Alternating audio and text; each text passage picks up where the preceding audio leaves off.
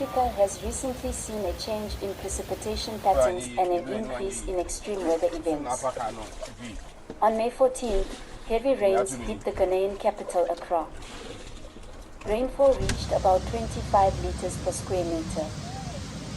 The downpour, which began in the morning and lasted 2 hours, caused flooding in several areas of the city. The streets turned into rivers. People were looking for safe places. The areas most affected by flooding were Dansoman and Odorko. The Corniche market was also heavily affected by the floods.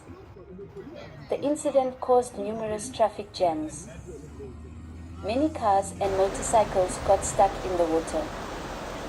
Water also seeped into the first floors and basements of houses. Accra is the capital and largest city of Ghana. The population of the agglomeration is about 4 million people.